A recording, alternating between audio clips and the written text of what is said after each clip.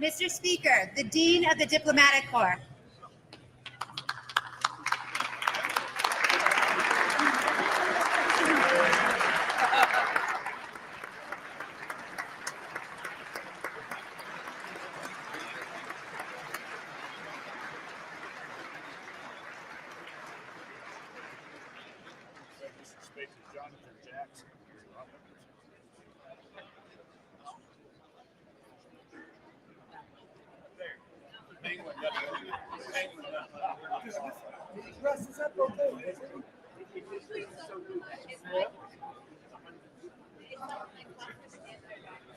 My wife loves this bracelet. I hate it. I don't wear it. She'll send me a TV. I'm a blazer, man.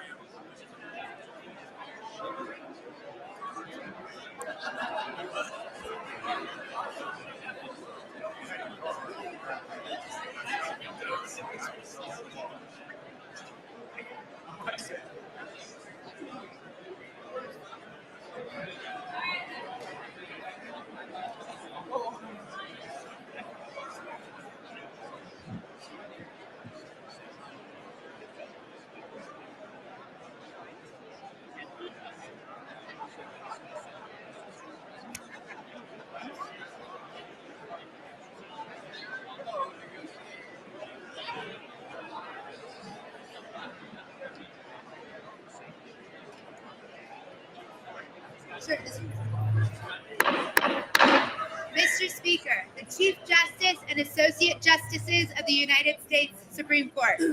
That's great.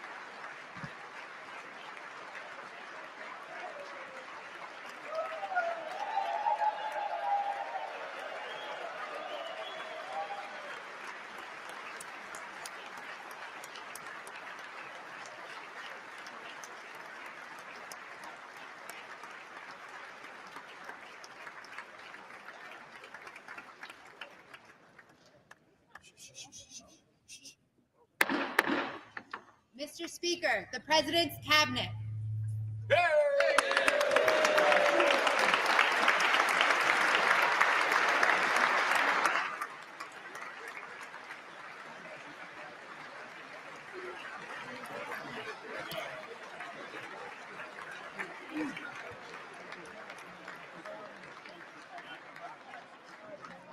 That's true. I should have done way better.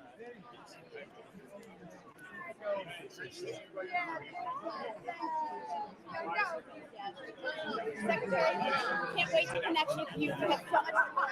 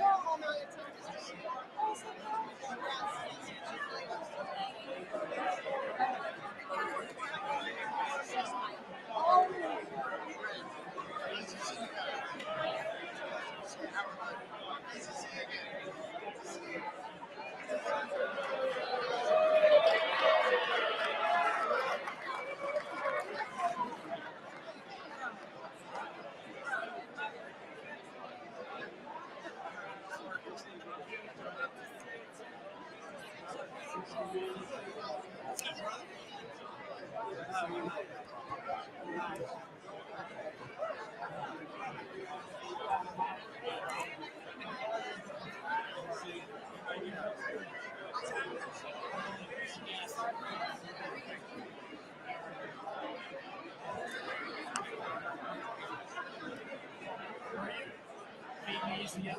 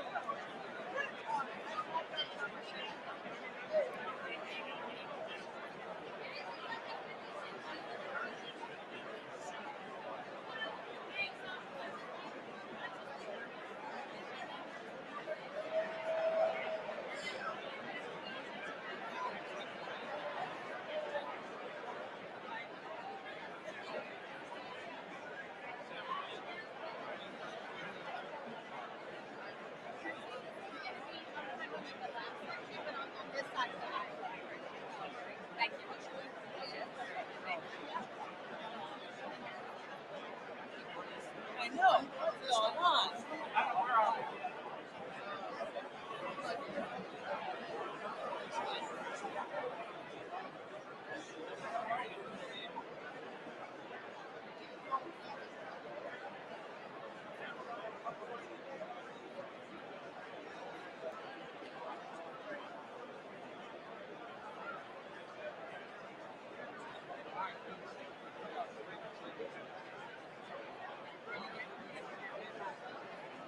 Actually, I saw him.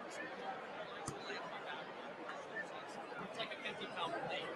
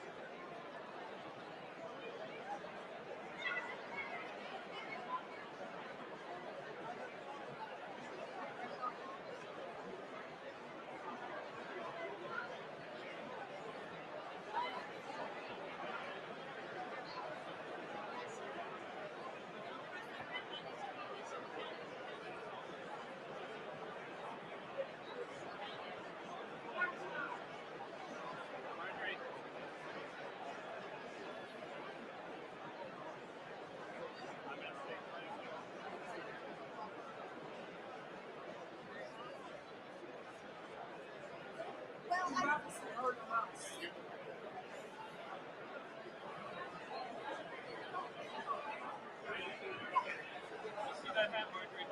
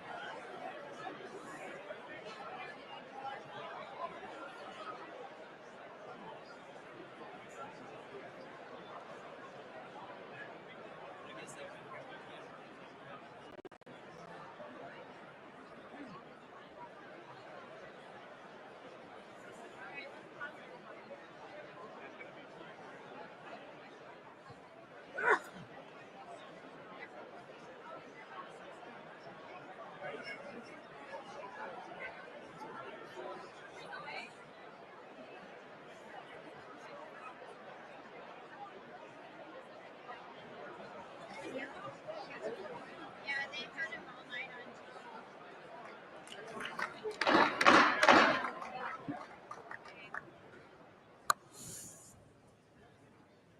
Mr. Speaker, the President of the United States.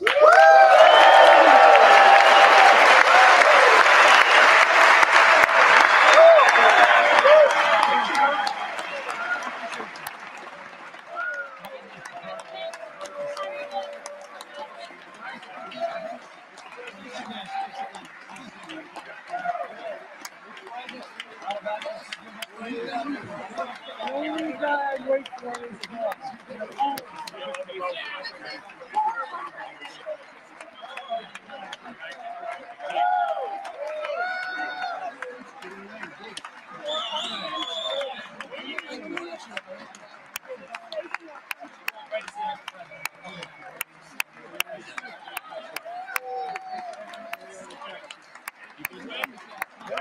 Mr. President.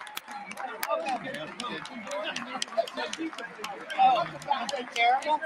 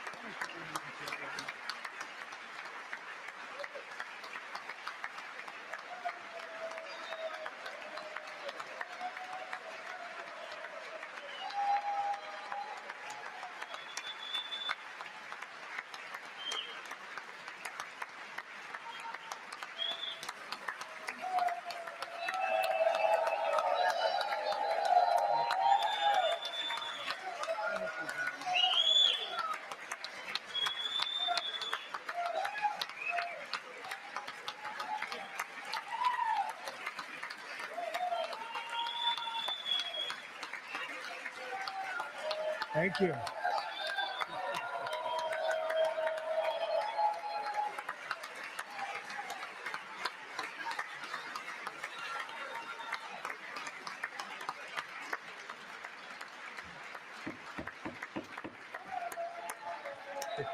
Thank you very much. Thank you very much. It's a great honor. Thank you very much. Speaker Johnson, Vice President Vance, the First Lady of the United States,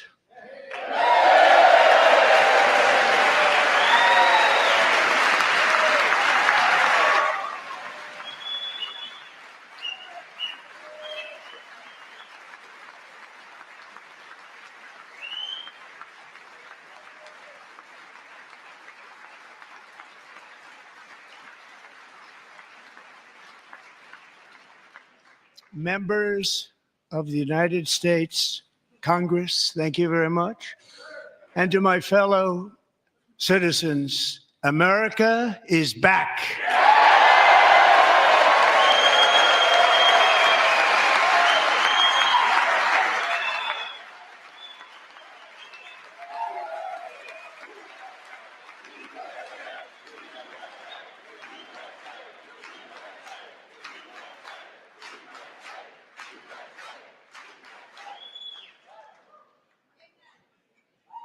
6 weeks ago, I stood beneath the dome of this Capitol and proclaimed the dawn of the golden age of America. From that moment on, it has been nothing but swift and unrelenting action to usher in the greatest and most successful era in the history of our country. We have accomplished more in 43 days than most administrations accomplished in 4 years or 8 years, and we are just getting started.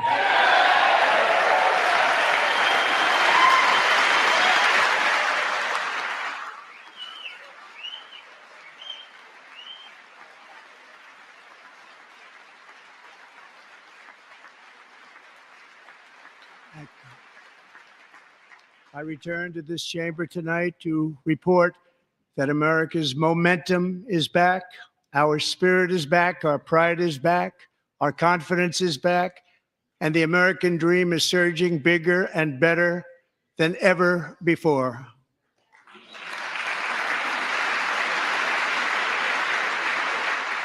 The American dream is unstoppable, and our country is on the verge of a comeback, the likes of which the world has never witnessed and perhaps will never witness again.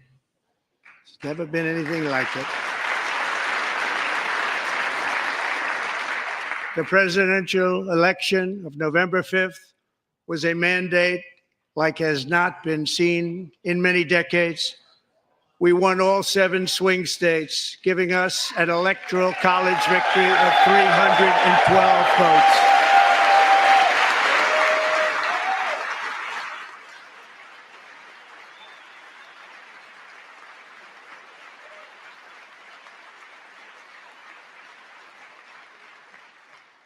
We won the popular vote by big numbers and won counties in our country.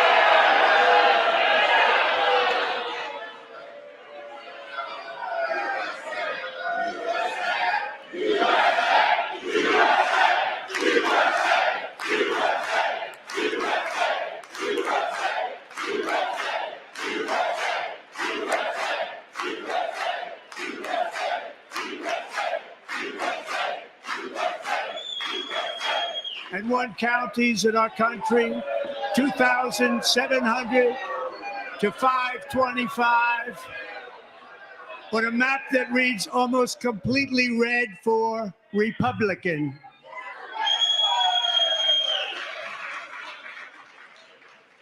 Now, for the first time in modern history, more Americans believe that our country is headed in the right direction than the wrong direction. In fact, it's an astonishing record, 27-point swing, the most ever.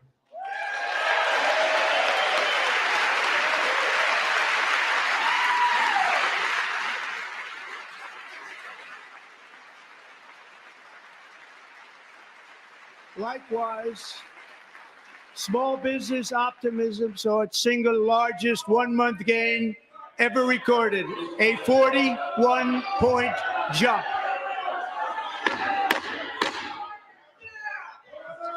Members are directed to uphold and maintain decorum in the House and to cease any further disruptions. That's your warning.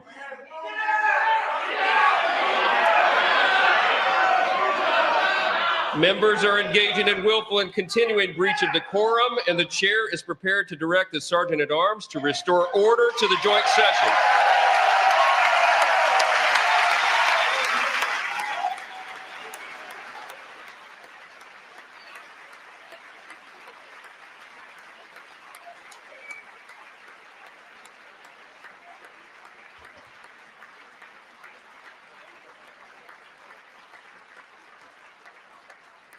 Mr. Green, take your seat.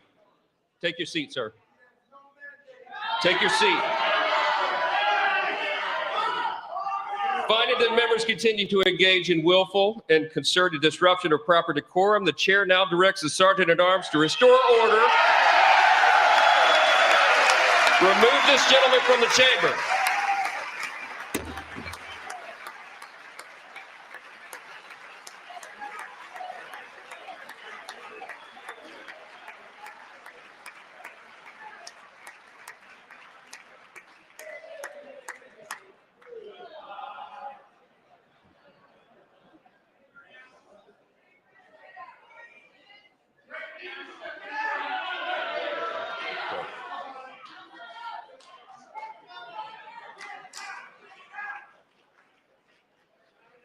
Members are directed to uphold and maintain decorum in the House.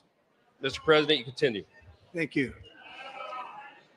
Over the past 6 weeks, I have signed nearly 100 executive orders and taken more than 400 executive actions, a record, to restore common sense, safety, optimism, and wealth all across our wonderful land.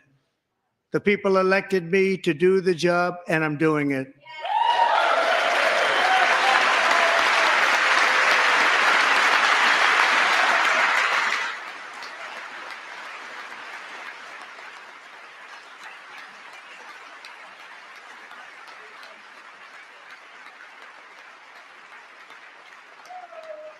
In fact, it has been stated by many that the first month of our presidency, it's our presidency, is the most successful in the history of our nation.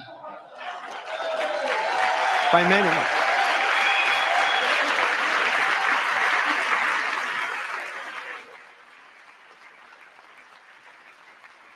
And what makes it even more impressive is that, do you know who number 2 is?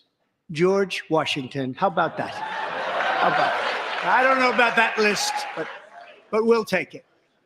Within hours of taking the oath of office, I declared a national emergency on our southern border, and I deployed the U.S. military and Border Patrol to repel the invasion of our country. And what a job they've done. As a result, illegal border crossings last month were by far the lowest ever recorded, ever.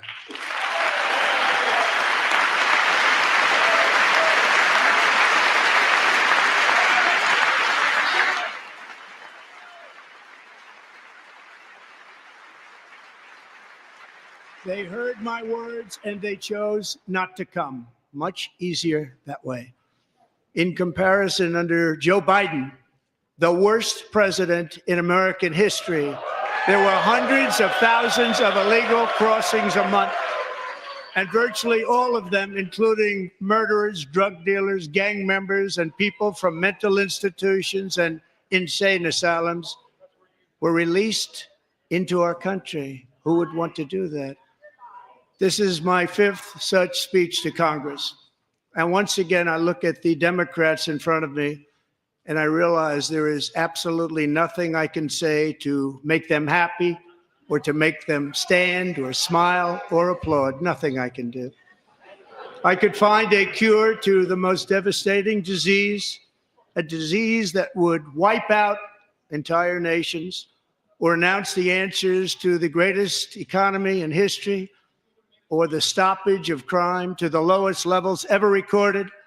And these people sitting right here will not clap, will not stand, and certainly will not cheer for these astronomical achievements. They won't do it, no matter what. Five times I've been up here. It's very sad, and it just shouldn't be this way.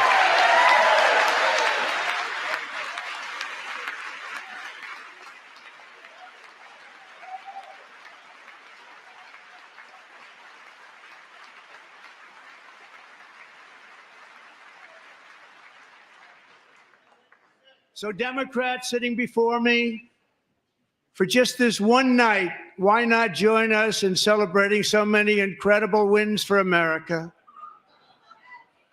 For the good of our nation, let's work together and let's truly make America great again.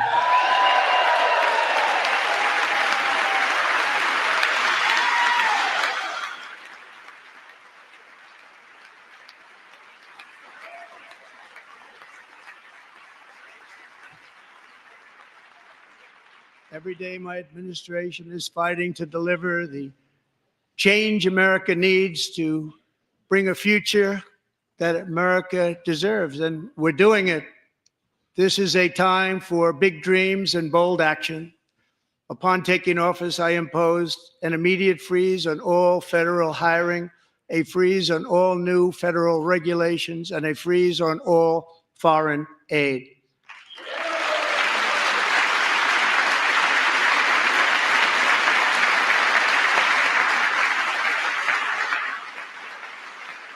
I terminated the ridiculous Green New Scam.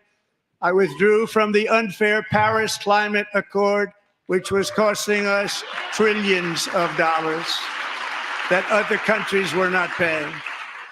I withdrew from the corrupt World Health Organization.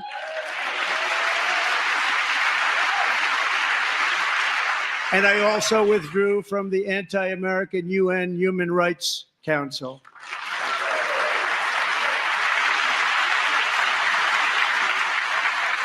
We ended all of Biden's environmental restrictions that were making our country far less safe and totally unaffordable. And importantly, we ended the last administration's insane electric vehicle mandate, saving our auto workers and companies from economic destruction.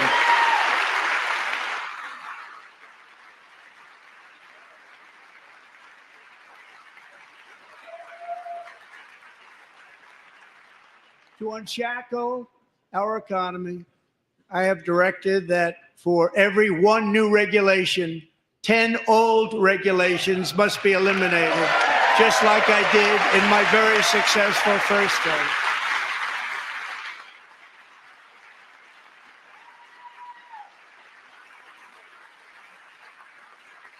And in that first term, we set records on ending unnecessary rules and regulations like no other president had done before.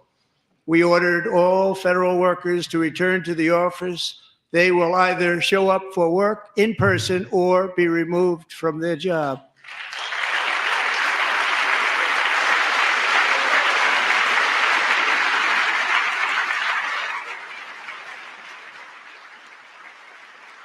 And we've ended weaponized government where, as an example, a sitting president is allowed to viciously prosecute his political opponent, like me. How did that work out? Not too good.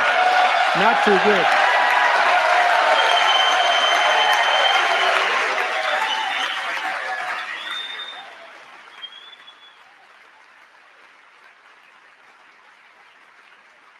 And I have stopped all government censorship and brought back free speech in America. It's back.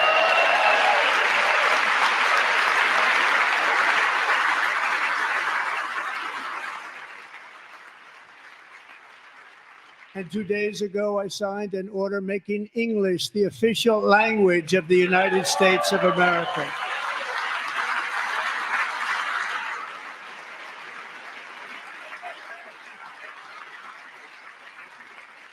I renamed the Gulf of Mexico the Gulf of America.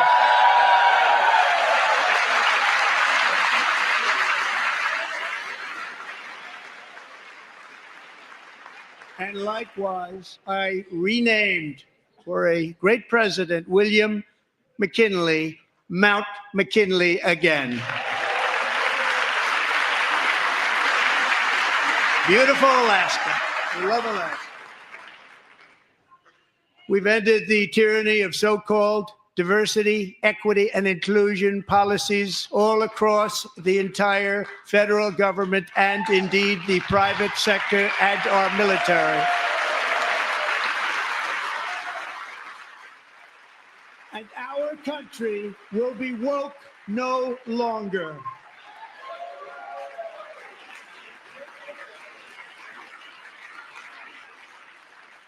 We believe that whether you are a doctor, an accountant, a lawyer, or an air traffic controller, you should be hired and promoted based on skill and competence, not race or gender.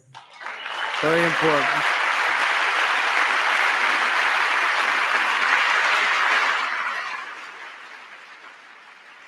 You should be hired based on merit. And the Supreme Court, in a brave and very powerful decision, has allowed us to do so. Thank you. Thank you very much. Thank you. We have removed the poison of critical race theory from our public schools, and I signed an order making it the official policy of the United States government that there are only two genders, male and female.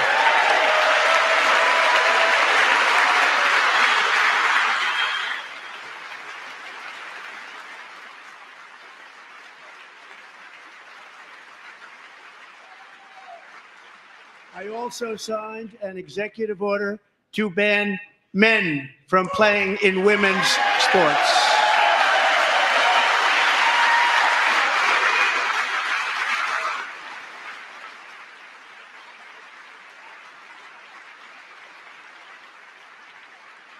Three years ago, Peyton McNabb was an all-star high school athlete, one of the best, preparing for a future in college sports. But when her girls' volleyball match was invaded by a ball so hard in Peyton's face, causing traumatic brain injury, partially paralyzing her right side, and ending her athletic career, it was a shot like she's never seen before. She's never seen anything like it.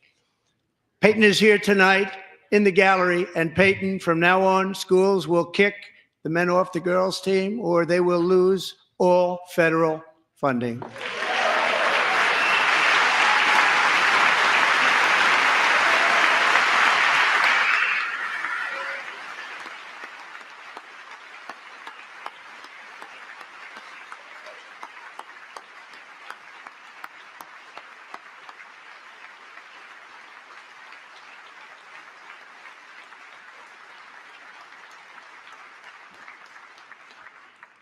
And if you really want to see numbers, Just take a look at what happened in the women's boxing, weightlifting, track and field, swimming, or cycling, where a male recently finished a long-distance race 5 hours and 14 minutes ahead of a woman for a new record by 5 hours. Broke the record by 5 hours.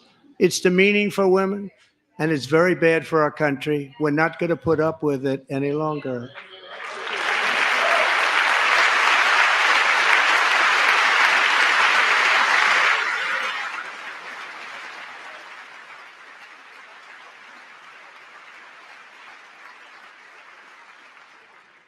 What I have just described is only a small fraction of the common sense revolution that is now, because of us, sweeping the entire world.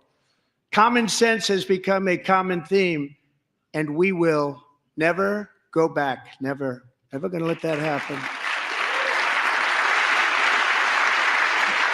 Among my very highest priorities is to rescue our economy and get dramatic and immediate relief to working families.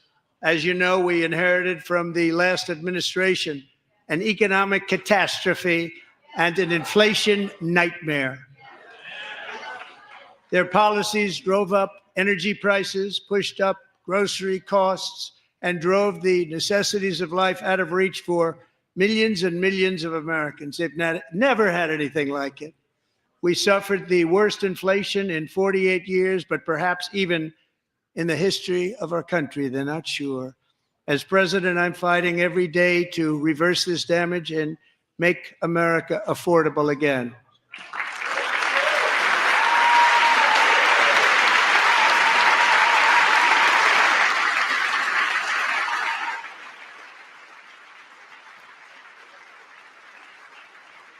Joe Biden especially let the price of eggs get out of control. The egg price is out of control, and we're working hard to get it back down. Secretary, do a good job on that. You inherited a total mess from the previous administration. Do a good job.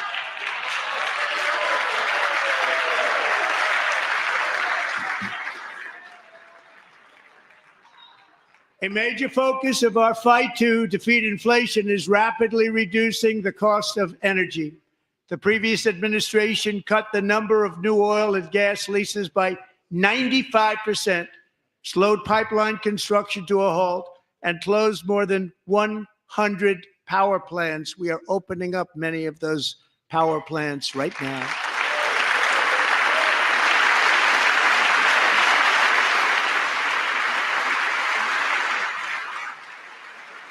And frankly, we have never seen anything like it. That's why on my first day in office, I declared a national energy emergency. As you've heard me say many times, we have more liquid gold under our feet than any nation on earth, and by far. And now I fully authorize the most talented team ever assembled to go and get it. It's called Drill, Baby, Drill.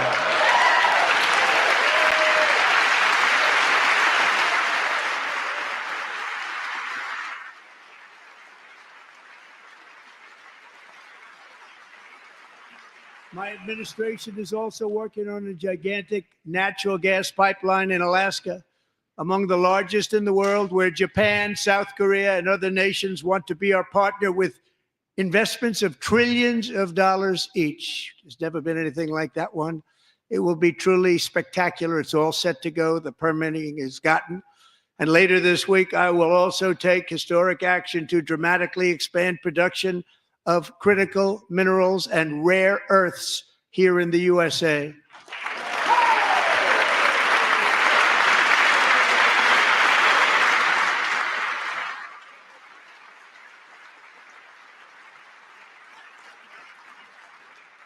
To further combat inflation, we will not only be reducing the cost of energy, but will be ending the flagrant waste of taxpayer dollars.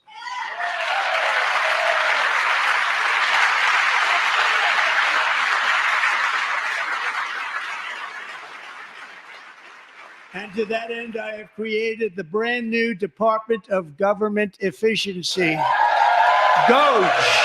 Perhaps you've heard of it. Perhaps.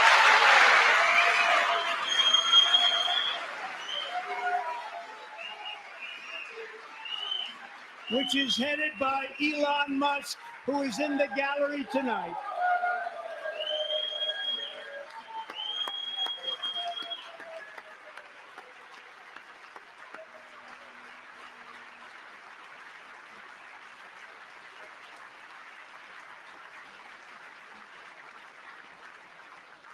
Thank you, Elon. He's working very hard. He didn't need this. He didn't need this. Thank you very much. We appreciate it. Everybody here, even this side, appreciates it, I believe. They just don't want to admit that. Just listen to some of the appalling waste we have already identified. $22 billion from HHS to provide free housing and cars for illegal aliens. $45 million for diversity, equity, and inclusion scholarships in Burma.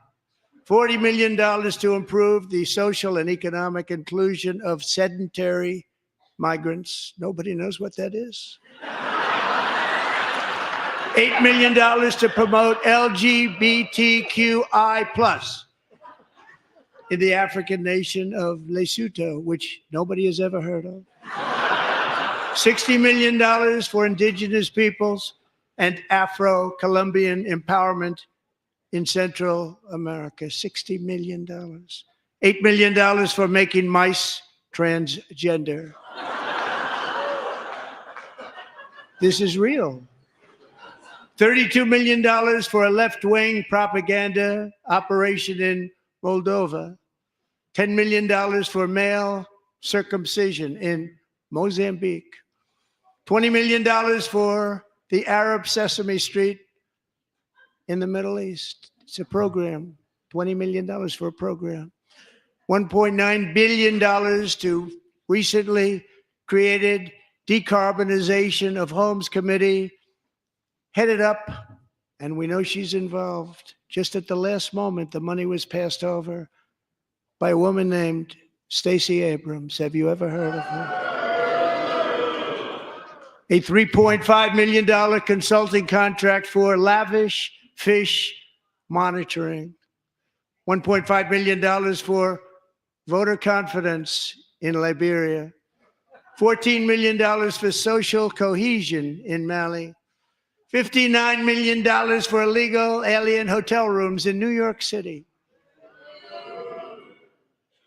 He's a real estate developer. He's done very well. $250,000 to increase vegan local climate action innovation in Zambia. $42 million for social and behavior change in Uganda. $14 million for improving public procurement in Serbia. $47 million for improving learning outcomes in Asia. Asia's doing very well with learning. You know what we're doing. We should use it ourselves. And $101 million for DEI contracts at the Department of Education. The most ever paid, nothing even like it. Under the Trump administration, all of these scams, and they're far worse, but I didn't think it was appropriate to talk about them. They're so bad. Many more have been found out and exposed and swiftly terminated by a group of very intelligent, mostly young people, headed up by Elon, and we appreciate it. We found hundreds of billions of dollars of fraud.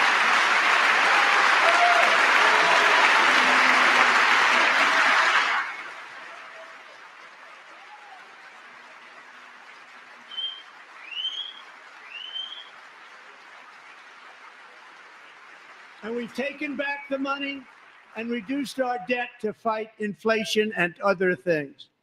Taken back a lot of that money. We got it just in time. This is just the beginning. The Government Accountability Office, a federal government office, has estimated annual fraud of over $500 billion in our nation, and we are working very hard to stop it. We're going to. We're also identifying shocking levels of incompetence and probable fraud in the Social Security program for our seniors, and that our seniors and people that we love rely on. Believe it or not, government databases list 4.7 million Social Security members from people aged 100 to 109 years old. It lists 3.6 million people from ages 110 to 119. I don't know any of them. I know some people that are rather elderly, but not quite that elderly. 3.47 million people from ages 120 to 129. 3.9 million people from ages 130 to 139. 3.5 million people from ages 140 to 149. And money is being paid to many of them. And we're searching right now. In fact, Pam, good luck. Good luck. You're going to find it.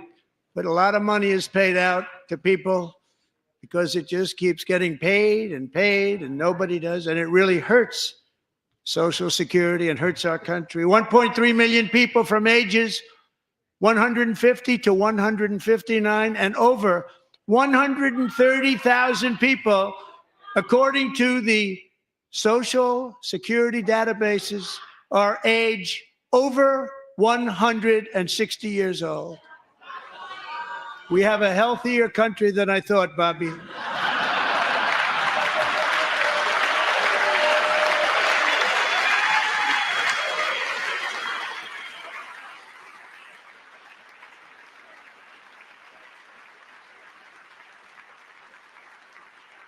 Including, to finish, 1,039 people between the ages of 220 and 229, one person between the age of 240 and 249, and one person is listed at 360 years of age. More than 100 years older than our country. But we're going to find out where that money's going, and it's not going to be pretty. By slashing all of the fraud, waste, and theft we can find, we will defeat inflation, bring down mortgage rates, lower car payments and grocery prices, protect our seniors, and put more money in the pockets of American families.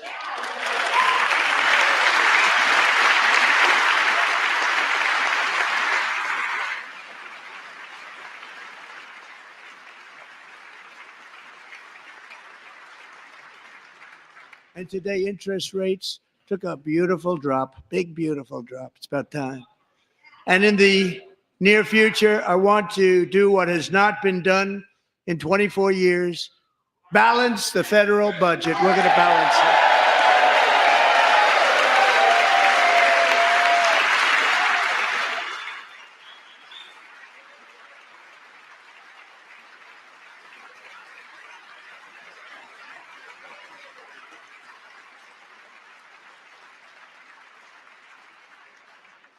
With that goal in mind, we have developed in great detail what we are calling the Gold Card, which goes on sale very, very soon. For $5 million, we will allow the most successful job-creating people from all over the world to buy a path to U.S. citizenship. It's like the green card, but better and more sophisticated. And these people will have to pay tax in our country. They won't have to pay tax from where they came. The money that they've made, you wouldn't want to do that, but they have to pay tax, create jobs. They'll also be taking people out of colleges and paying for them so that we can keep them in our country instead of having them being forced out. Number one, at the top school, as an example, being forced out and not being allowed to stay and create tremendous numbers of jobs and great success for a company out there. So while we take out the criminals, killers, traffickers, and child predators who are allowed to enter our country under the open border policy of these people, the Democrats, the Biden administration, the open border insane policies that you've allowed to destroy our country, we will now bring in brilliant, hardworking, job-creating people. They're going to pay a lot of money, and we're going to reduce our debt with that money.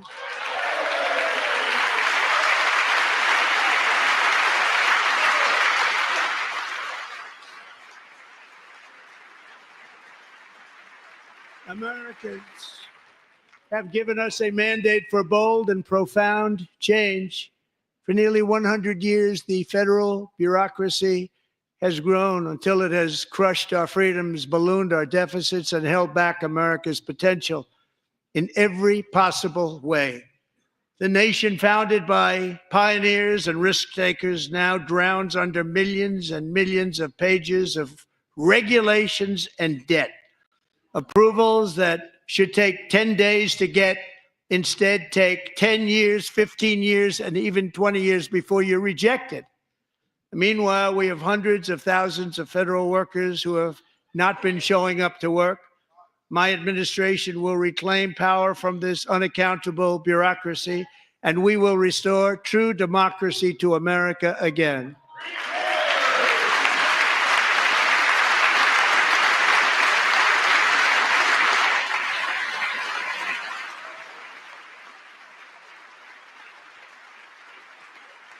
And any federal bureaucrat who resists this change will be removed from office immediately. Because we are draining the swamp. It's very simple. And the days of rule by unelected bureaucrats are over.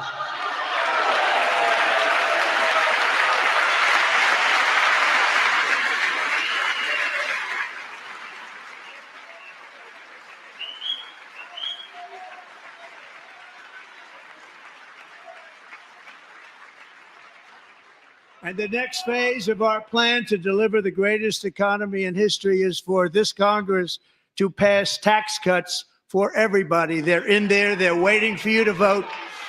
And I'm sure that the people on my right, I don't mean the Republican right, but my right here, I'm sure you're going to vote for those tax cuts, because otherwise I don't believe the people will ever vote you into office. So I'm doing you a big favor by telling you that. But I know this group is going to be voting for the tax.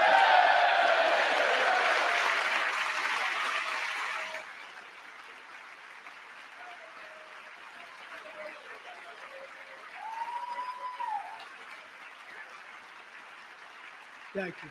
It's a very, very big part of our plan. We had tremendous success in our first term with it. A very big part of our plan. We're seeking permanent income tax cuts all across the board. And to get urgently needed relief to Americans hit especially hard by inflation, I'm calling for no tax on tips, no tax on overtime, and no tax on Social Security benefits for our great seniors.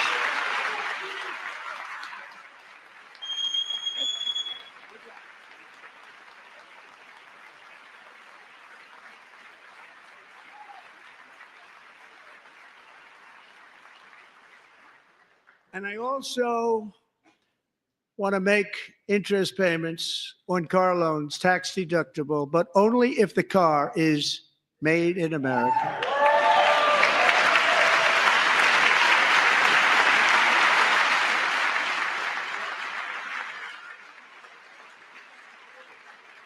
And by the way, we're going to have growth in the auto industry like nobody's ever seen. Plants are opening up all over the place. Deals are being made. Never seen. That's a combination of the election win and tariffs. It's a beautiful word, isn't it? That, along with our other policies, will allow our auto industry to absolutely boom. It's going to boom.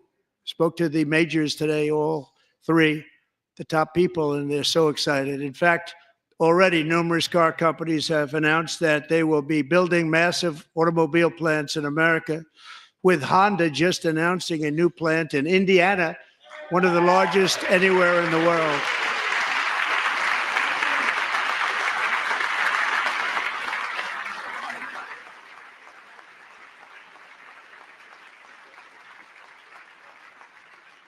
And this has taken place since our great victory on November 5th, a date which will hopefully go down as one of the most important in the history of our country.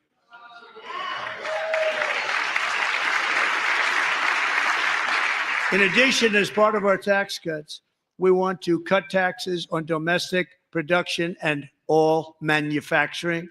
And just as we did before, we will provide 100% expensing.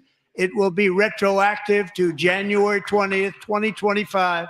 And it was one of the main reasons why our tax cuts were so successful in our first term, giving us the most successful economy in the history of our country. First term. We had a great first term.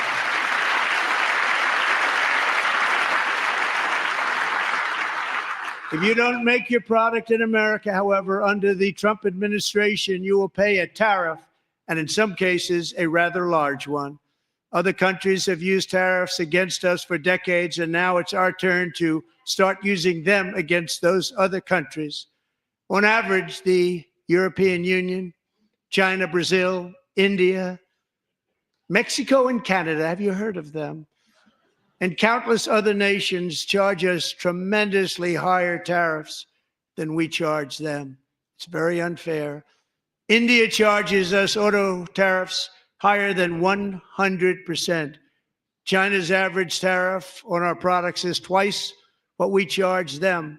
And South Korea's average tariff is 4 times higher. Think of that, 4 times higher. And we give so much help militarily and in so many other ways to South Korea, but that's what happens. This is happening by friend and foe.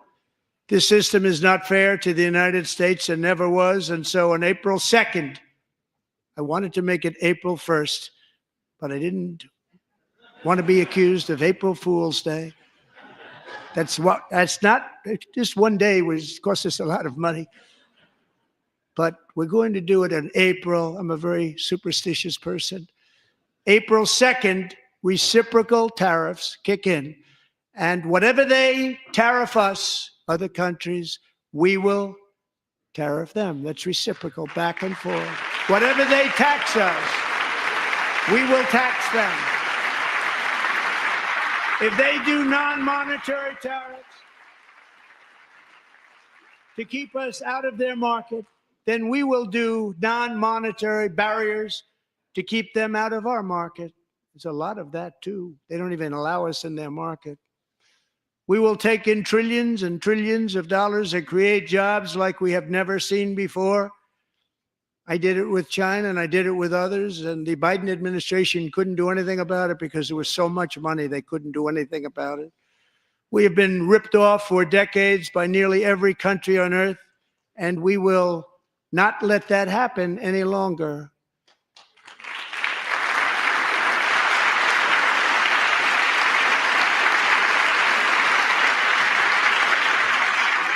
Much has been said over the last 3 months about Mexico and Canada, but we have very large deficits with both of them. But even more importantly, they've allowed fentanyl to come into our country at levels never seen before, killing hundreds of thousands of our citizens and many very young, beautiful people, destroying families. Nobody's ever seen anything like it. They are, in effect, receiving subsidies of hundreds of billions of dollars. We pay subsidies to Canada and to Mexico of hundreds of billions of dollars, and the United States will not be doing that any longer. We're not going to do it any longer.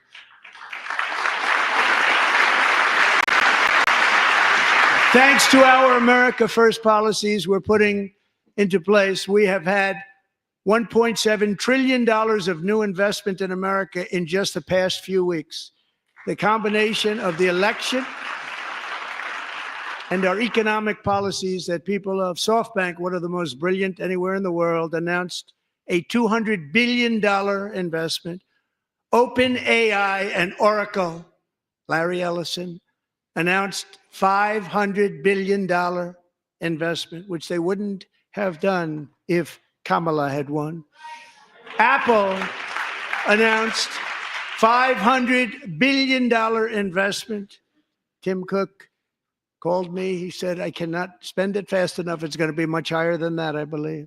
They'll be building their plants here instead of in China. And just yesterday, Taiwan Semiconductor, the biggest in the world, most powerful in the world, has a tremendous amount, 97% of the market, announced a $165 billion investment to build the most powerful chips on earth right here in the USA.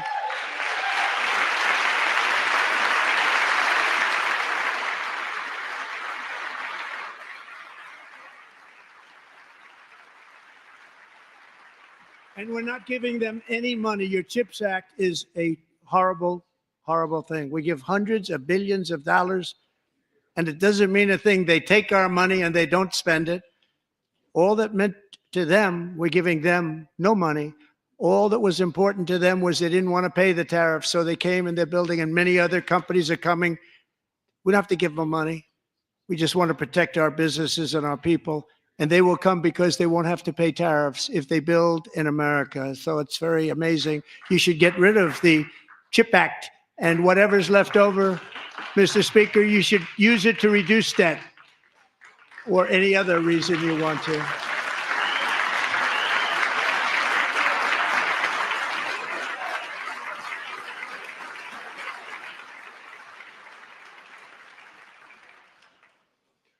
Our new trade policy will also be great for the American farmer. I love the farmer. Who will now be selling into our home market, the USA, because nobody is going to be able to compete with you. Because those goods that come in from other countries and companies, they're really in a bad position in so many different ways. They're uninspected. They may be very dirty and disgusting, and they come in and they pour in and they hurt our American farmers. The tariffs will go on agricultural product coming into America, and our farmers, starting on April 2nd, it may be a little bit of an adjustment period.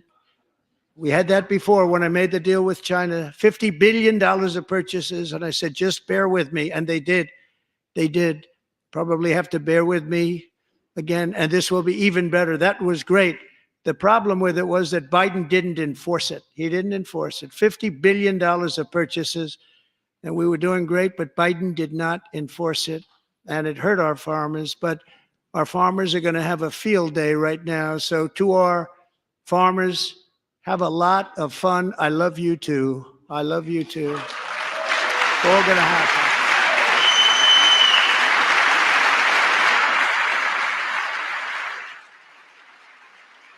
And I have also imposed a 25% tariff on foreign aluminum, copper, lumber, and steel, because if we don't have, as an example, steel and lots of other things, we don't have a military, and frankly, we just won't have a country very long. Here today is a proud American steelworker, fantastic person from Decatur, Alabama, Jeff Denard. Has been working at the same steel plant for 27 years in a job that has allowed him to serve as the captain of his local volunteer fire department, raise 7 children with his beautiful wife, Nicole, and over the years provide a loving home for more than 40 foster children. So great, Jeff.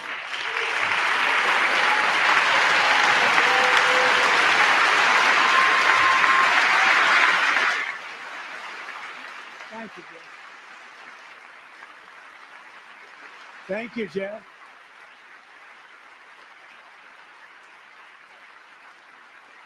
Stories like Jeff's remind us that tariffs are not just about protecting American jobs. They're about protecting the soul of our country. Tariffs are about making America rich again and making America great again, and it's happening, and it will happen rather quickly. There'll be a little disturbance, but we're okay with that.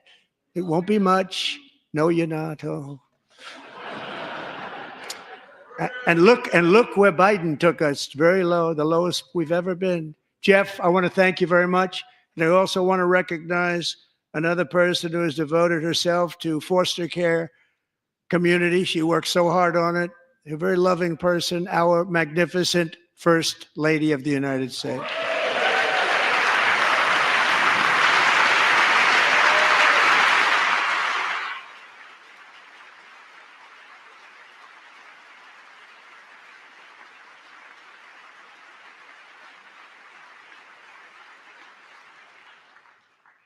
Melania's work has yielded incredible results, helping prepare our nation's future leaders as they enter the workforce. Our First Lady is joined by 2 impressive young women, very impressive. Haley Ferguson, who benefited from the First Lady's Fostering the Future initiative and is poised to complete her education and become a teacher. And Elliston Berry, who became a victim of an illicit deep fake image produced by a peer. With Elliston's help, the Senate just passed the Take It Down Act, and this is so important. Thank you very much, John. John Thune, thank you. Stand up, John. Thank you, John.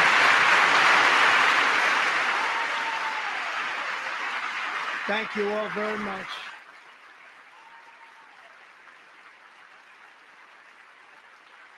Thank you. And thank you to John Thune and the Senate. Great job. To criminalize the publication of such images online is terrible, terrible thing. And once it passes the House, I look forward to signing that bill into law. Thank you. And I'm going to use that bill for myself, too, if you don't mind. Because nobody gets treated worse than I do online. Nobody. That's great. Thank you very much to the Senate. Thank you. But if we truly care about protecting Americans' children, no step is more crucial than securing America's borders. Over the past 4 years, 21 million people poured into the United States. Many of them were murderers, human traffickers, gang members, and other criminals from the streets of dangerous cities all throughout the world. Because of Joe Biden's insane and very dangerous open border policies, they are now strongly embedded in our country, but we are getting them out and getting them out fast.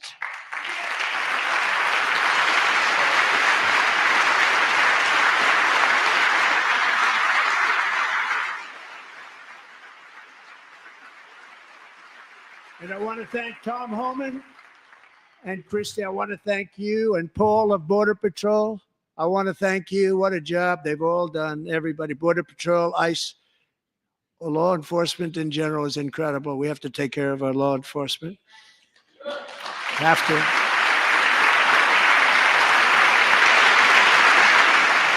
Last year,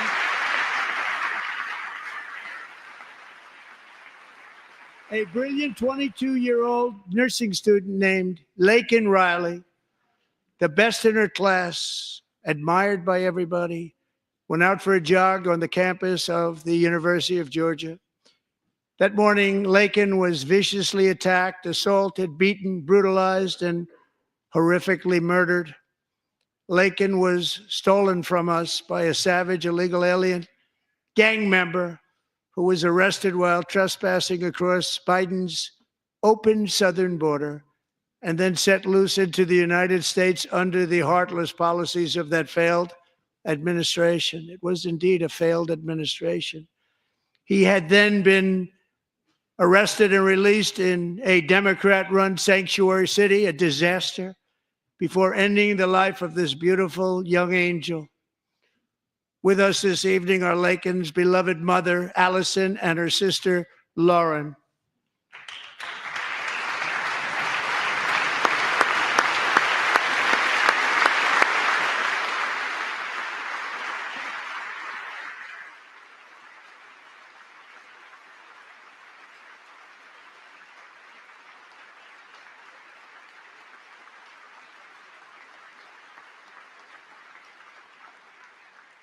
Last year, I told Laken's grieving parents that we would ensure their daughter would not have died in vain. That's why the very first bill I signed into law as your 47th president mandates the detention of all dangerous criminal aliens who threaten public safety. It's a very strong, powerful act.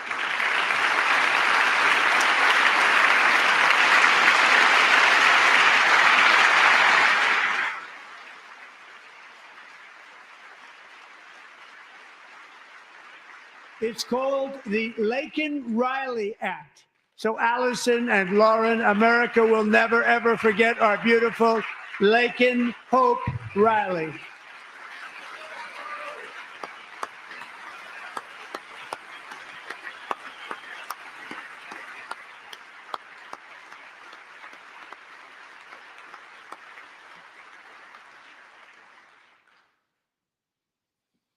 Thank you very much. Since taking office, my administration has launched the most sweeping border and immigration crackdown in American history, and we quickly achieved the lowest numbers of illegal border crossers ever recorded. Thank you.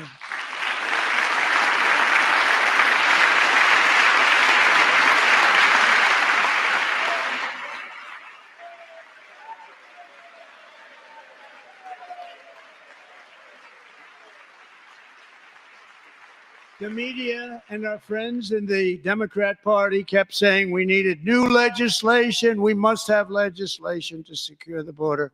But it turned out that all we really needed was a new president.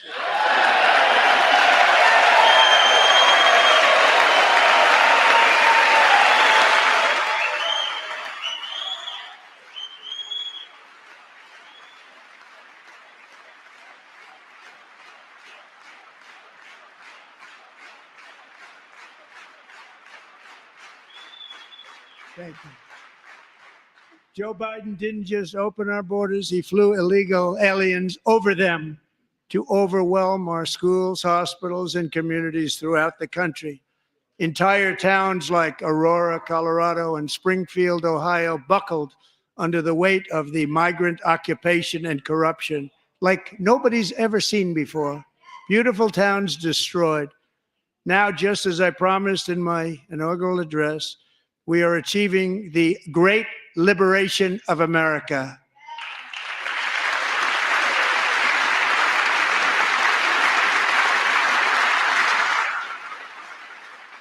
But there still is much work to be done. Here tonight is a woman I have gotten to know, Alexis Nungari from Houston. Wonderful woman. Last June, Alexis's 12-year-old daughter, her precious Jocelyn, walked to a nearby convenience store. She was kidnapped, tied up, assaulted for 2 hours under a bridge, and horrifically murdered. Arrested and charged with this heinous crime are 2 illegal alien monsters from Venezuela, released into America by the last administration through their ridiculous open border. The death of this beautiful 12-year-old girl and the agony of her mother and family touched our entire nation greatly. Alexis, I promised that we would always remember your daughter, your magnificent daughter, and earlier tonight, I signed an order keeping my word to you. One thing I have learned about Jocelyn is that she loved animals so much. She loved nature. Across Galveston Bay, from where Jocelyn lived in Houston, you will find a magnificent national wildlife refuge, a pristine, peaceful, 34,000-acre sanctuary for all of God's creatures on the edge of the Gulf of America. Alexis, moments ago, I formally renamed that refuge in loving memory of your beautiful daughter, Jocelyn. So, Mr. Vice President, if you would, may I have the order?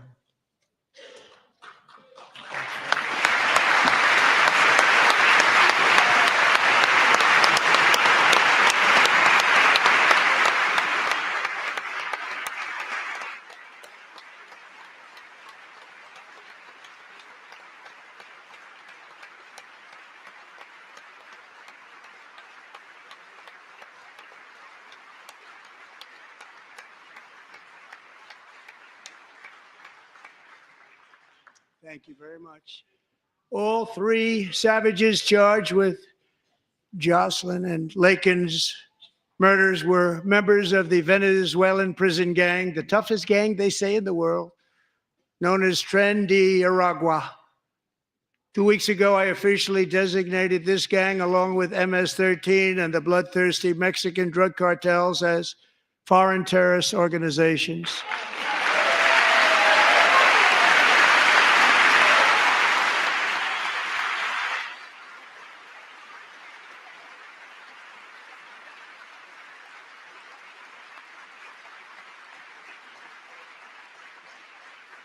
They are now officially in the same category as ISIS, and that's not good for them. Countless thousands of these terrorists were welcomed into the U.S. by the Biden administration. But now every last one will be rounded up and forcibly removed from our country, or, if they're too dangerous, put in jails, standing trial in this country, because we don't want them to come back ever. With us this evening is a warrior on the front lines of that battle, Border Patrol Agent Roberto Ortiz. Great guy.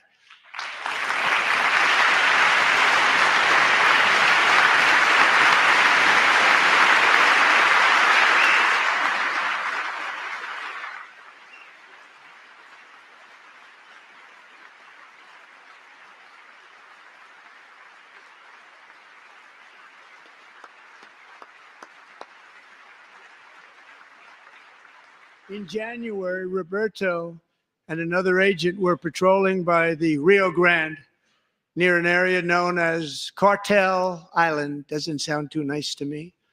When heavily armed gunmen started shooting at them, Roberto saw that his partner was totally exposed, at great danger, and he leapt into action, returning fire and providing crucial seconds for his fellow agent to seek safety, just barely.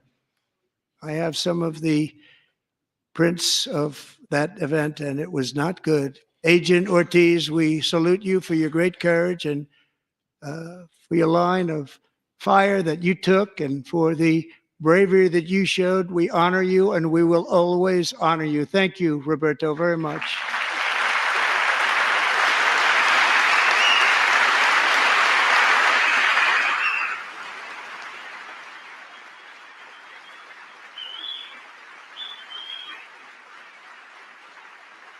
Thank you, Roberto. And I actually got to know him on my many calls to the border. He's a great gentleman. The territory to the immediate south of our border is now dominated entirely by criminal cartels that murder, rape, torture, and exercise total control. They have total control over a whole nation, posing a grave threat to our national security. The cartels are waging war on America, and it's time for America to wage war on the cartels, which we are doing.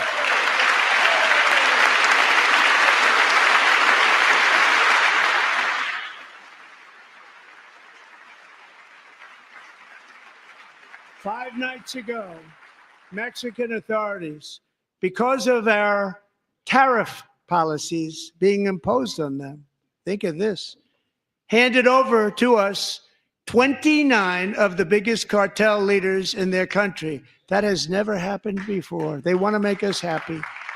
First time ever. But we need Mexico and Canada to do much more than they've done, and they have to stop the fentanyl and drugs pouring into the USA. They're going to stop it.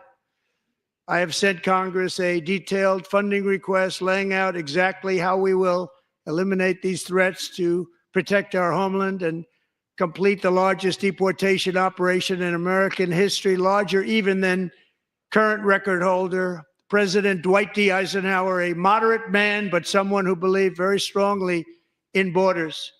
Americans expect Congress to send me this funding without delay so I can sign it into law. So, Mr. Speaker, John Thune, both of you, I hope you're going to be able to do that, Mr. Speaker. Thank you.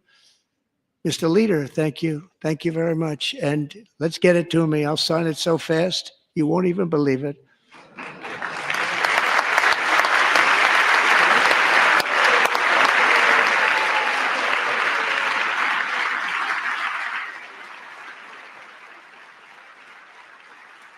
And as we reclaim our sovereignty, we must also bring back law and order to our cities and towns.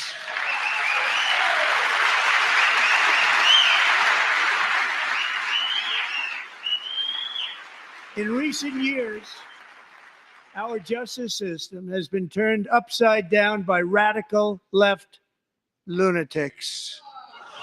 Many jurisdictions virtually ceased enforcing the law against dangerous repeat offenders while weaponizing law enforcement against political opponents like me.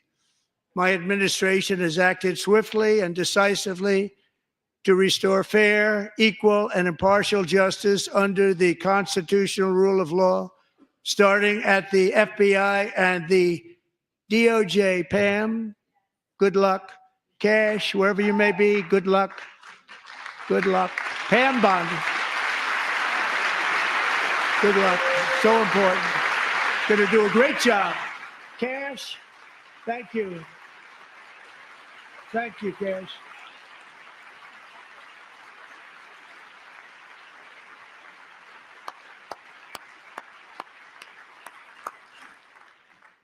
They've already started very strong. They're going to do a fantastic job. You're going to be very proud of them.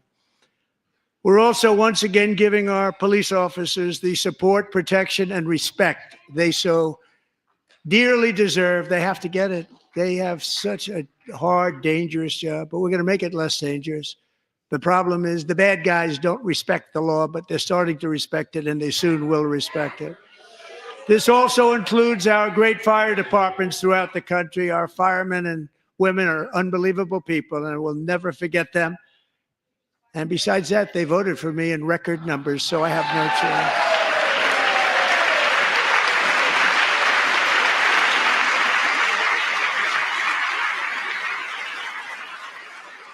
One year ago this month, 31-year-old New York police officer Jonathan Diller, unbelievably wonderful person and a great officer, was gunned down at a traffic stop on Long Island. I went to his funeral.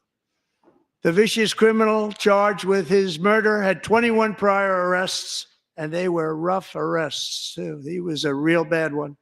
The thug in the seat next to him had 14 prior arrests and went by the name of Killer. He was Killer. He killed other people, they say, a lot of them.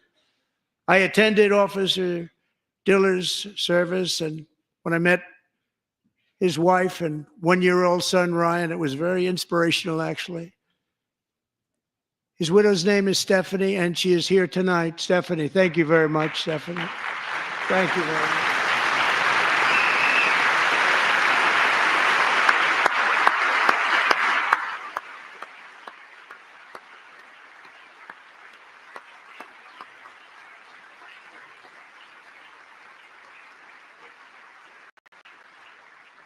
Stephanie, we're going to make sure that Ryan knows his dad was a true hero, New York's finest, and we're going to get these cold-blooded killers and repeat offenders off our streets, and we're going to do it fast. Got to stop it. They get out with 28 arrests. They push people into subway trains.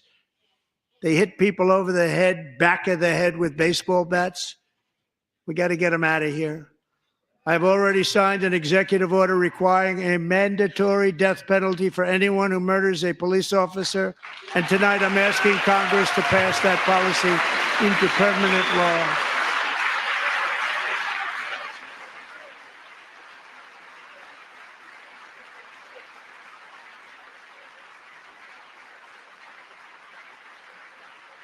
I'm also asking for a new crime bill getting tough on repeat offenders while enhancing protections for America's police officers so they can do their jobs without fear of their lives being totally destroyed. They don't want to be killed. We're not going to let them be killed. Joining us in the gallery tonight is a young man who truly loves our police. His name is DJ Daniel. He is 13 years old, and he has always dreamed of becoming a police officer.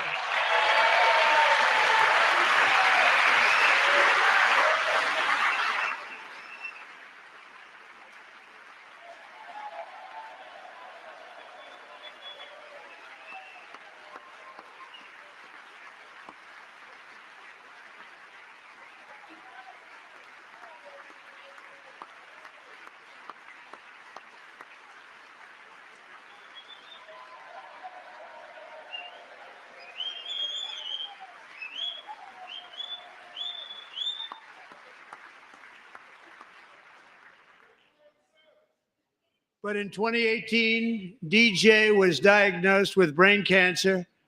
The doctors gave him 5 months at most to live. That was more than 6 years ago.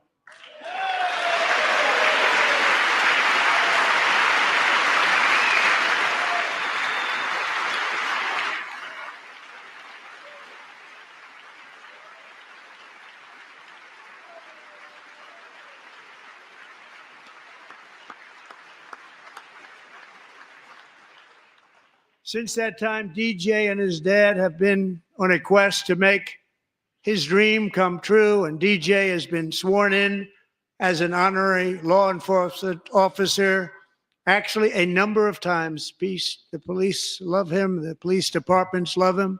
And tonight, DJ, we're going to do you the biggest honor of them all.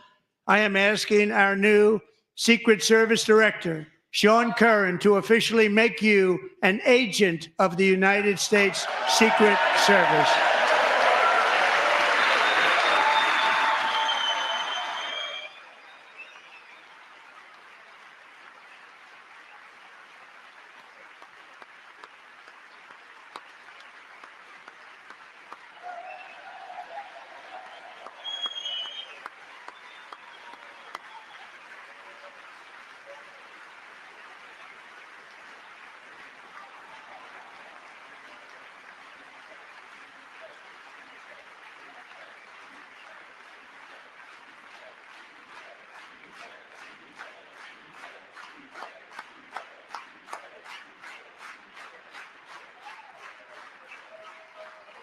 Thank you, DJ.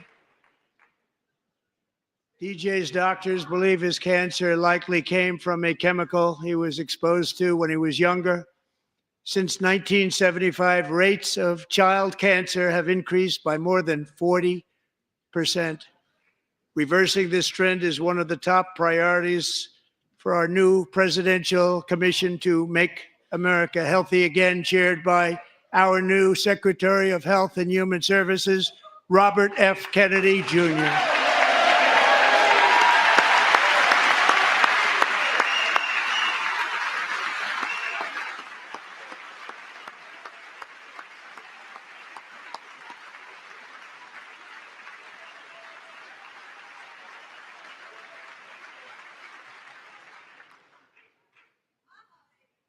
With the name Kennedy, you would have thought everybody over here would have been cheering. How quickly they forget. Our goal is to get toxins out of our environment, poisons out of our food supply, and keep our children healthy and strong. As an example, not long ago, and you can't even believe these numbers, 1 in 10,000 children had autism, 1 in 10,000. And now it's 1 in 36. There's something wrong. 1 in 36. Think of that. So we're going to find out what it is, and there's nobody better than Bobby and all of the people that are working with you. You have the best to figure out what is going on. Okay, Bobby, good luck. It's a very important job. Thank you.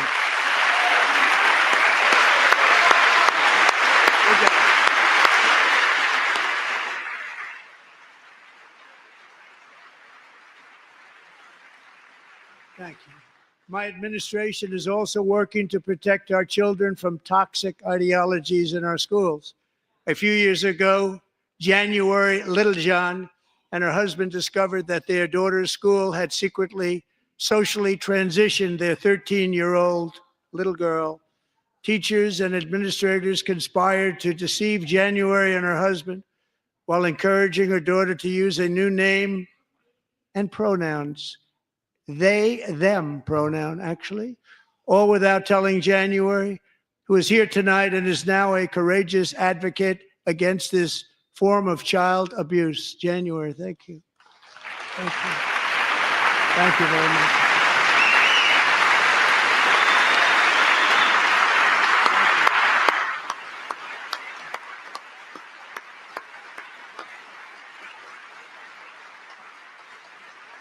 Thank you. Stories like this are why, shortly after taking office, I signed an executive order banning public schools from indoctrinating our children with transgender ideology.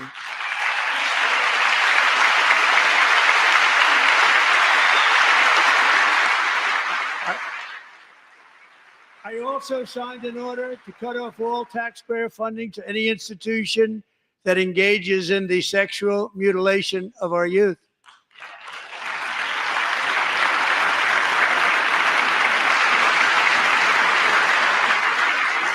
And now I want Congress to pass a bill permanently banning and criminalizing sex changes on children and forever ending the lie that any child is trapped in the wrong body. This is a big lie.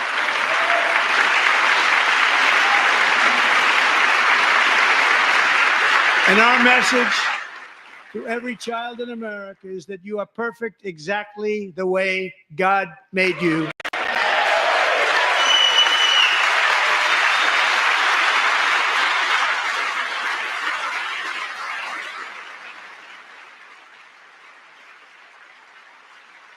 Because we're getting wokeness out of our schools and out of our military, and it's already out, and it's out of our society. We don't want it.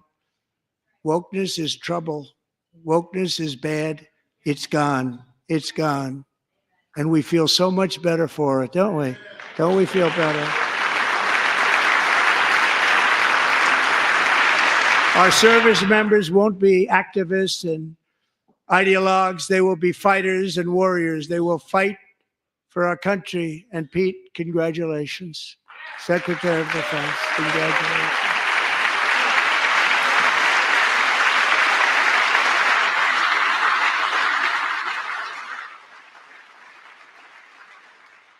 And he's not big into the woke movement, I can tell you. I know him well. I am pleased to report that in January, the U.S. Army had its single best recruiting month in 15 years, and that all armed services are having among the best recruiting results ever in the history of our services. What a difference.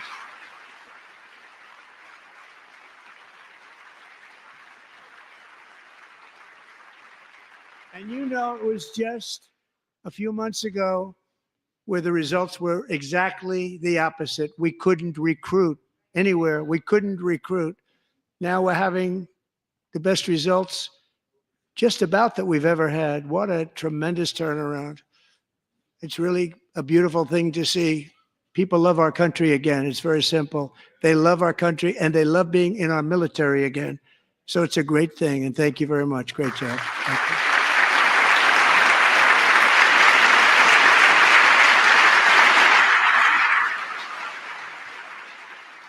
We're joined tonight by a young man, Jason Hartley, who knows the weight of that call of duty. Jason's father, grandfather, and great-grandfather all wore the uniform. Jason tragically lost his dad, who was also a Los Angeles County Sheriff's deputy when he was just a boy, and now he wants to carry on the family legacy of service. Jason is a senior in high school, a six-letter varsity athlete, a really good athlete, they say, a brilliant student with a 4.46, that's good, GPA. And his greatest dream is to attend the U.S. Military Academy at West Point.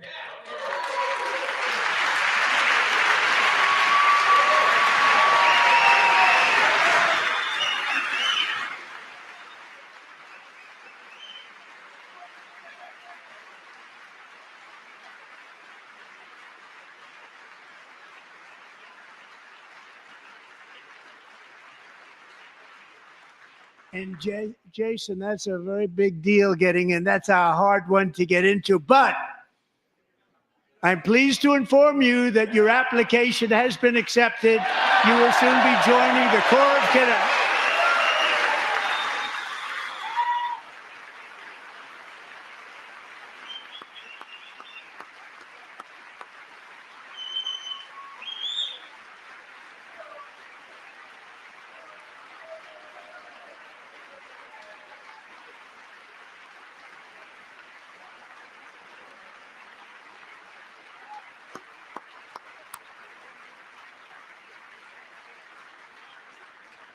Thank you. Jason, you're going to be on the long gray line, Jason. As Commander-in-Chief, my focus is on building the most powerful military of the future.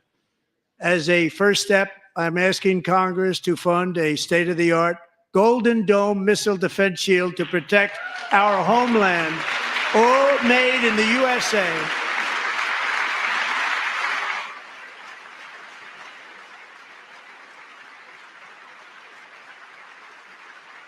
And Ronald Reagan wanted to do it long ago, but the technology just wasn't there, not even close. But now we have the technology. It's incredible, actually.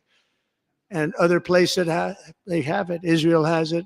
Other places have it. And the United States should have it too, right, Tim, right? They should have it too. So I want to thank you. But it's a very, very important. This is a very dangerous world. We should have it. We want to be protected, and we're going to protect our citizens like never before. To boost our defense industrial base, we are also going to resurrect the American shipbuilding industry, including commercial shipbuilding and military shipbuilding.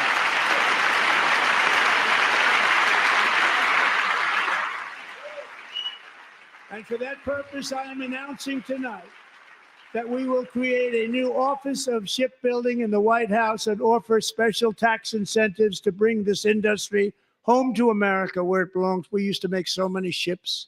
We don't make them anymore very much, but we're going to make them very fast, very soon.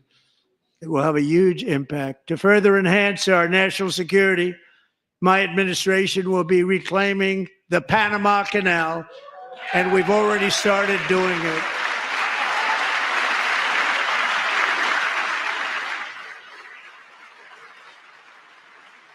Just today, a large American company announced they are buying both ports around the Panama Canal and lots of other things having to do with the Panama Canal and a couple of other canals. The Panama Canal was built by Americans for Americans, not for others, but others could use it. But it was built at tremendous cost of American blood and treasure. 38,000 workers died building the Panama Canal. They died of malaria. They died of snake bites and mosquitoes. Not a nice place to work. They paid them very highly to go there, knowing there was a 25% chance that they would die. The most expensive project also that was ever built in our country's history, if you bring it up to modern day costs. It was given away by the Carter administration for $1. But that agreement has been violated very severely. We didn't give it to China. We gave it to Panama, and we're taking it back.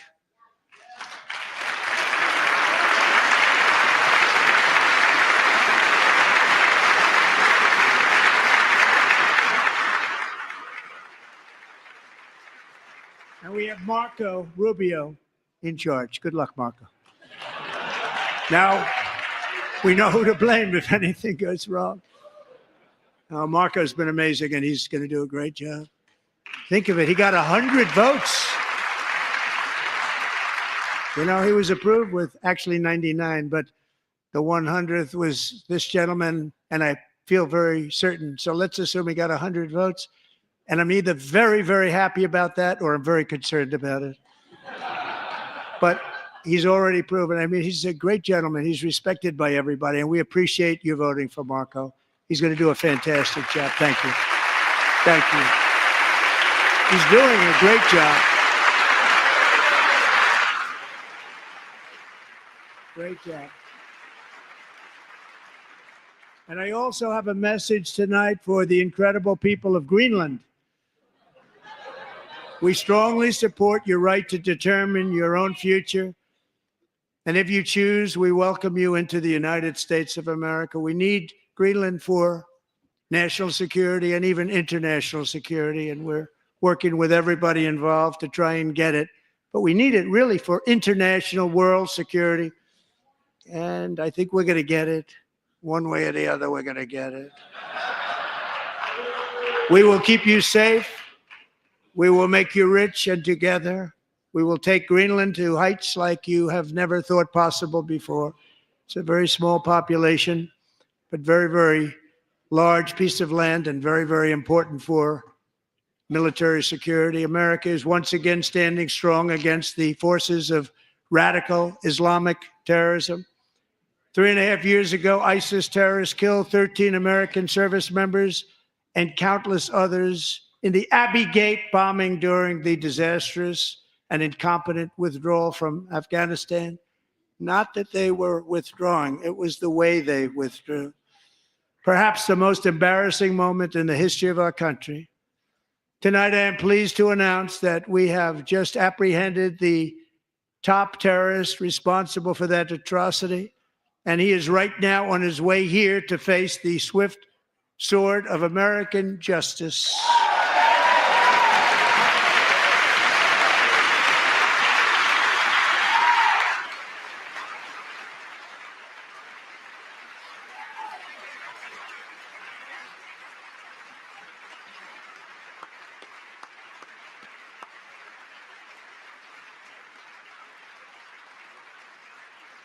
And I want to thank especially the government of Pakistan for helping arrest this monster. This was a very momentous day for those 13 families who I actually got to know very well, most of them, whose children were murdered, and the many people that were so badly, over 42 people, so badly injured on that fateful day in Afghanistan. What a horrible day. Such incompetence was shown that when Putin saw what happened, I guess he said, wow, maybe this is my chance. That's how bad it was. Should have never happened. Grossly incompetent people. I spoke to many of the parents and loved ones, and they're all in our hearts tonight. Just spoke to them on the phone. We had a big call. Every one of them called, and everybody was on the line, and they did nothing but cry with happiness. They were very happy, as happy as you can be under those circumstances. Their child, brother, sister, son, daughter was killed for no reason whatsoever. In the Middle East, we're bringing back our hostages from Gaza. In my first term, we achieved one of the most groundbreaking peace agreements in generations, the Abraham Accords.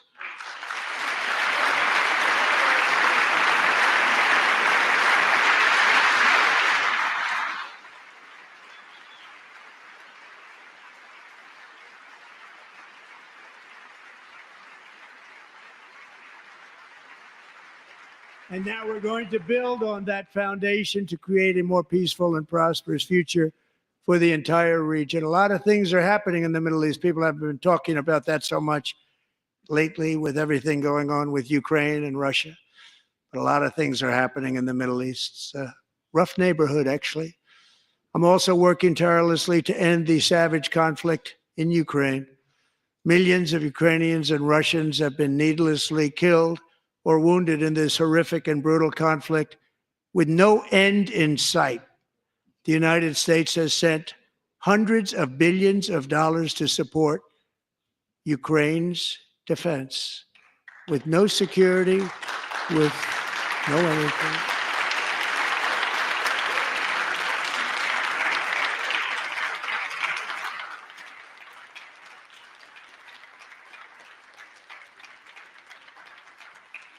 Do you want to keep it going for another 5 years?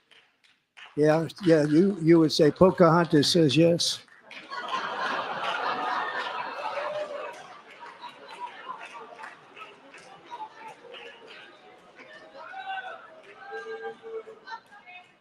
$2,000 people are being killed every single week. More than that. They're Russian young people. They're Ukrainian young people. They're not Americans, but I want it to stop. Meanwhile, Europe has sadly spent more money buying Russian oil and gas than they have spent on defending Ukraine, by far. Think of that. They've spent more buying Russian oil and gas than they have defending. And we've spent perhaps $350 billion, like taking candy from a baby. That's what happened. And they've spent $100 billion. What a difference that is. And we have an ocean separating us, and they don't. But we're getting along very well with them, and lots of good things are happening. Biden has authorized more money in this fight than Europe has spent by billions and billions of dollars. It's hard to believe that they wouldn't have stopped it and said at some point, come on, let's equalize. You got to be equal to us. But that didn't happen. Earlier today, I received an important letter from President Zelensky of Ukraine. The letter reads, Ukraine is ready to come to the negotiating table as soon as possible to bring lasting peace closer. Nobody wants peace more than the Ukrainians, he said. My team and I stand ready to work under President Trump's strong leadership to get a peace that lasts. We do really value how much America has done to help Ukraine maintain its sovereignty and independence. Regarding the agreement on minerals and security, Ukraine is ready to sign it at any time that is convenient for you. I appreciate that he sent this letter, just got it a little while ago. Simultaneously, we've had serious discussions with Russia and have received strong signals that they are ready for peace. Wouldn't that be beautiful? Wouldn't that be beautiful?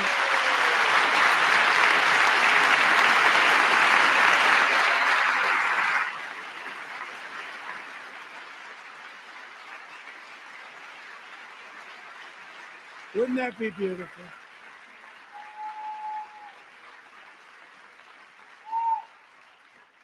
It's time to stop this madness. It's time to halt the killing. It's time to end this senseless war. If you want to end wars, you have to talk to both sides.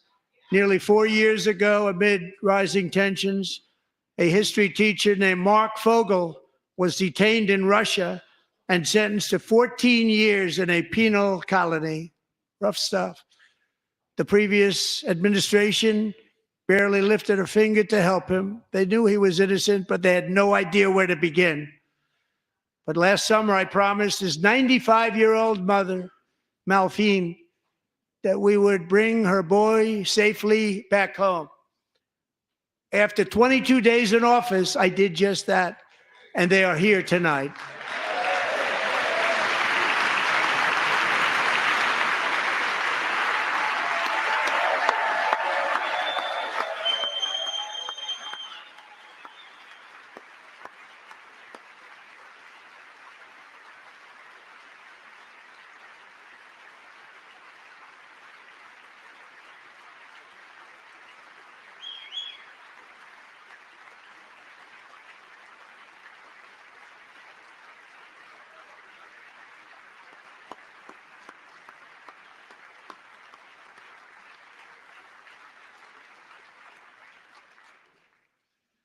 To Mark and his great mom, we are delighted to have you safe and sound and with us.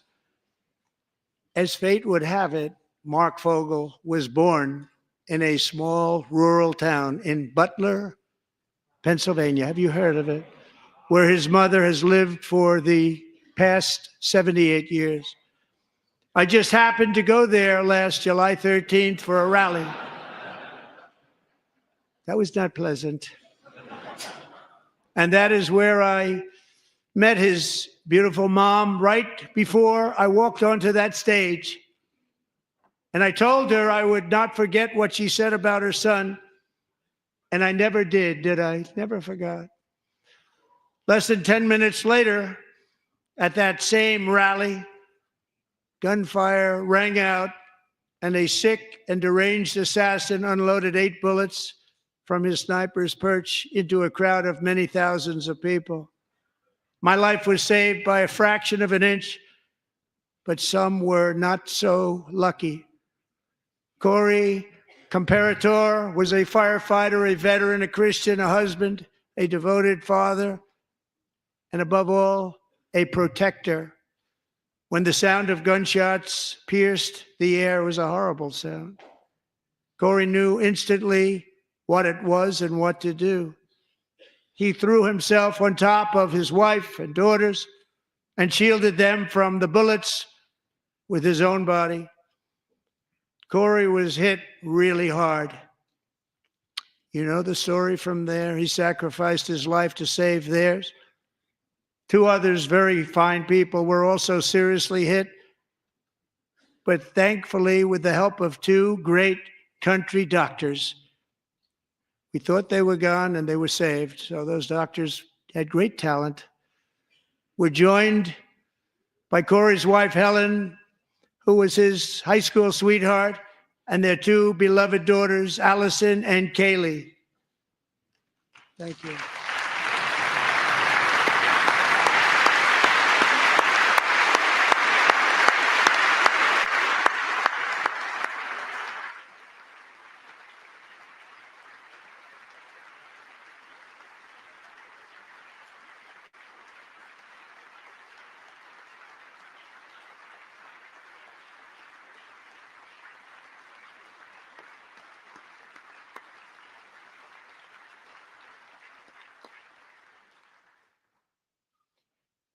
To Helen, Allison, and Kaylee, Corey is looking down on his three beautiful ladies right now, and he is cheering you on. He loves you. He is cheering you on.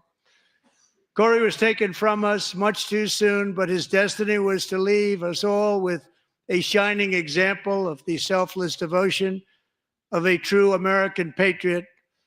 It was love like Corey's that built our country, and it's love like Corey's that is going to make our country more majestic than ever before. I believe that my life was saved that day in Butler for a very good reason. I was saved by God to make America great again. I believe that. Thank you.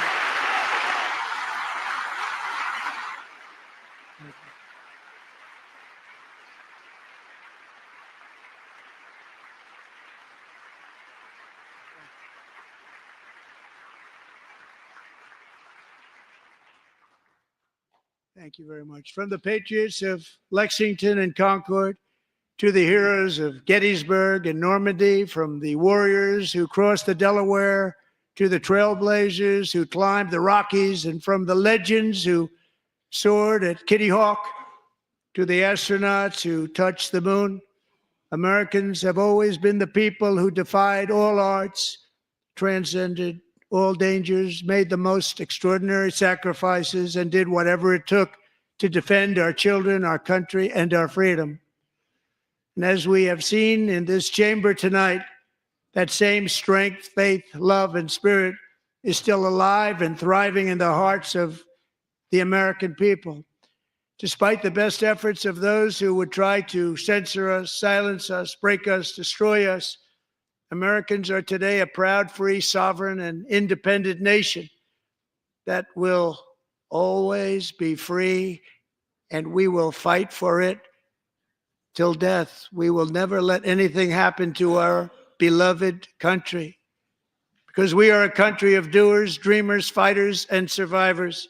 Our ancestors crossed a vast ocean, strode into the unknown wilderness, and carved their fortunes from the rock and soil of a perilous and very dangerous frontier. They chased our destiny across a boundless continent. They built the railroads, laid the highways, and graced the world with American marvels like the Empire State Building, the mighty Hoover Dam, and the towering Golden Gate Bridge.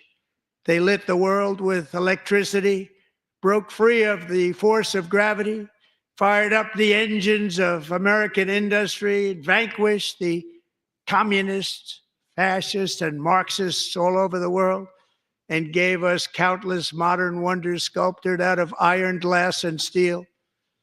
We stand on the shoulders of these pioneers who won and built the modern age, these workers who poured their sweat into the skylines of our cities, these warriors who shed their blood on fields of battle and gave everything they had for our rights and for our freedom.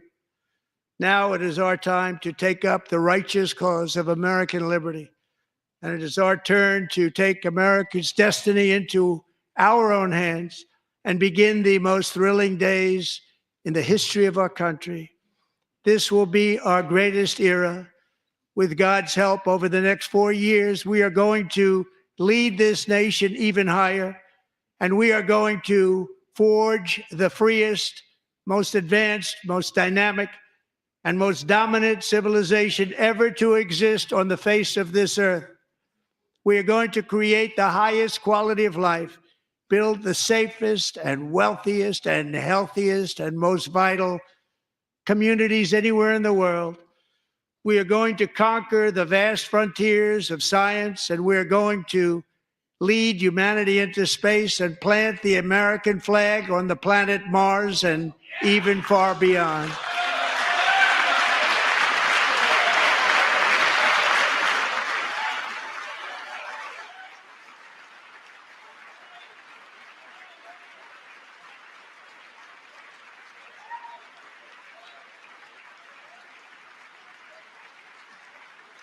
And through it all, we are going to rediscover the unstoppable power of the American spirit.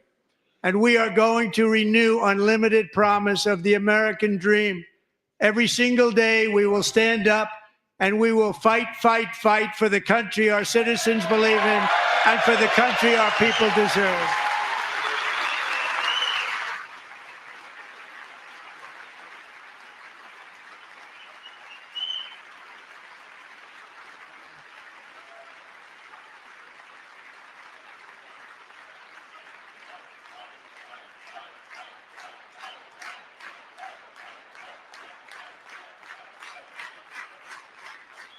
My fellow Americans, get ready for an incredible future because the golden age of America has only just begun.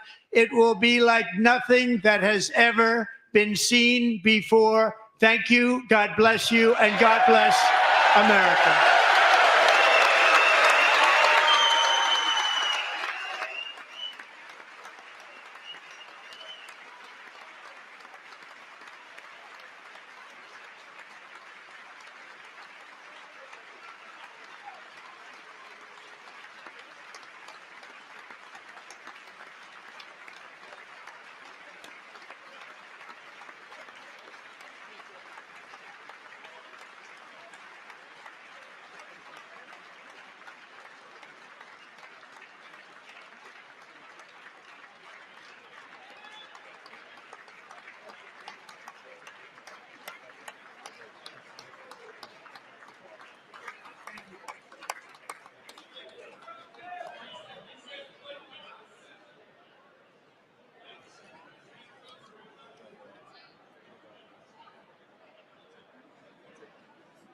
Thank you very much. Great job.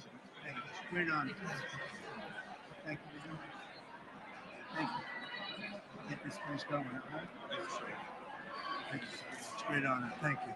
Thank you, Mr. President. Thank you very much. Thank you very much. Appreciate it.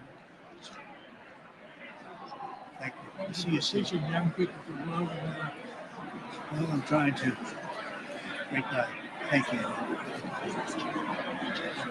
That's your family. Thank you. Thank you very much. Appreciate it.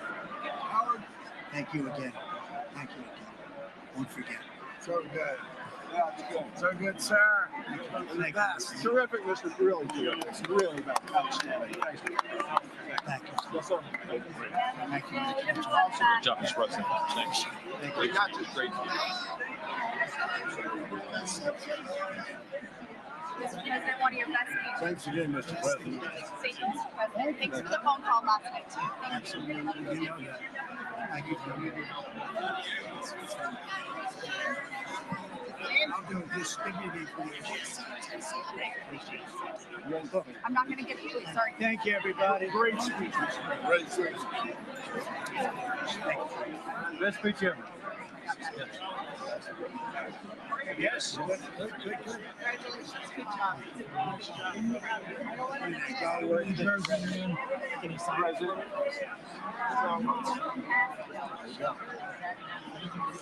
President Roger Williams, thanks for the call. I love Roger Williams. Thank you. You don't have to introduce yourself. Mr. President. I know you better than you do, Roger. Thank you so much. It's my great baseball. America Good is, job. Great job you're doing. America is back. Thank you so so much, Welcome you Mr. back to President. Pennsylvania anytime, sir. They stood for. Thank you all. They stood for another country, not our country. That was phenomenal. It's hard to believe, isn't it? That was fantastic, sir. That was amazing. Thank you very much. Thank you. Thank you very much. Quick selfie. Mr. President. Good job, Mr. President. Great job. Thank you so much. Great speech, sir. Great speech. Yes, sir. President back to Pennsylvania. Oh, they're just like, I want to say it. Absolutely. Good job, Mr. President.